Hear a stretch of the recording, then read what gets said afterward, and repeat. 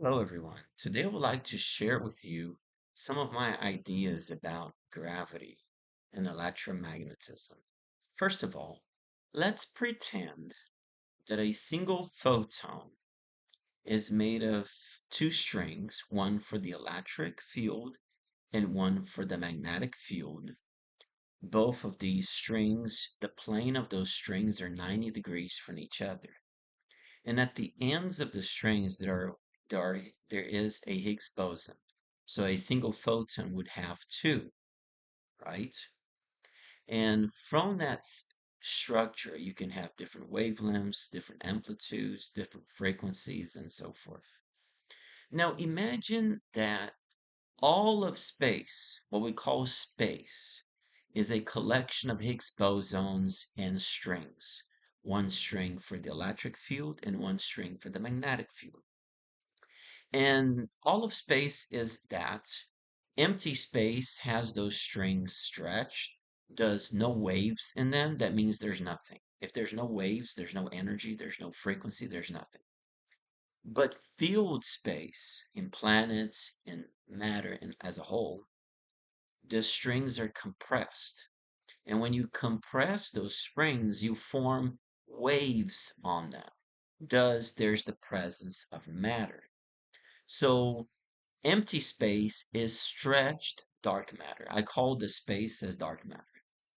And filled space is compressed dark matter. When you compress the dark matter, you get the visible matter. When you stretch dark matter, you get empty space.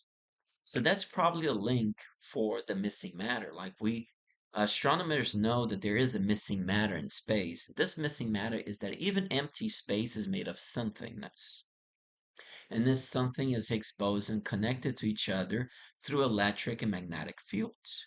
Except that in empty space, those strings are stretched, so you don't see anything. Even though there's gravity present, you don't see anything because gravity is nothing but the pulling of those strings. That's what causes gravity. In the presence of matter, the dark matter compresses, thus leading to waves, thus leading to the presence of somethingness, and those stretched strings around this matter causes gravity, pulling massive objects to other massive objects.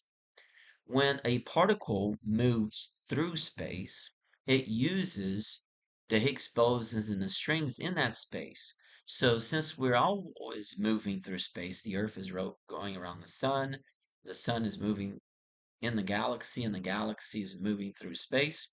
We're all using Higgs bosons and strings, electric and magnetic strings along the way.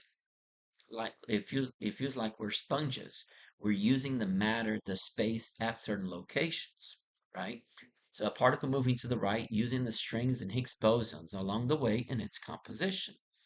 Now, throughout space, the electric magnetic fields alternate in oscillation. So you have a loop for electric, then a loop for magnetic, then a loop for electric. When light moves through space, light is made of Higgs bosons and strings, electric and magnetic.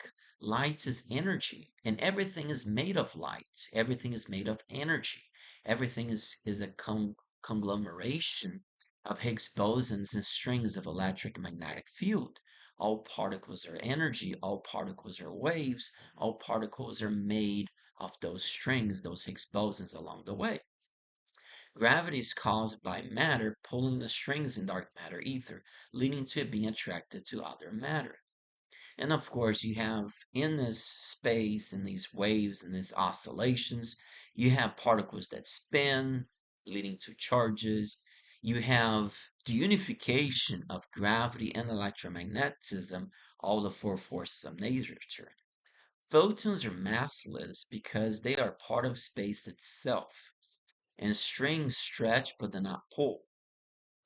Many other particles have mass, but pulling strings leading to gravity. So we know photons are massless because photons is a conglomeration of a space itself. Now, when you have a matter that is not photons, when that is not light, well, I just said earlier that all matter is made of light, but when you have matter besides photons, like protons, neutrons, electrons, The strings compress even more on those particles, leading to gravity between the particles.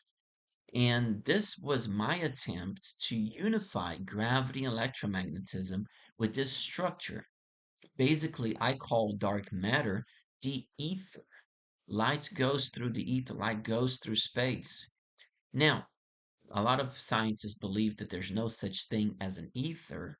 However, that's because we're going right through space. So space goes through us. Since space is going through us, we don't experience a space wind. Does a lot of scientists believe that there's no ether because there's no wind from the ether? Not if you believe that we're going right through space, then space goes right through you, so you don't have a wind coming from space. That doesn't mean that there's no ether. That just means that there's something we just don't know. And I think dark matter is what it is. And once again, this video is about some of my ideas with regards to dark matter, ether, Higgs boson, electric magnetic field, and gravity. This is not science as we know it. This is just my opinion about it. Thanks for watching.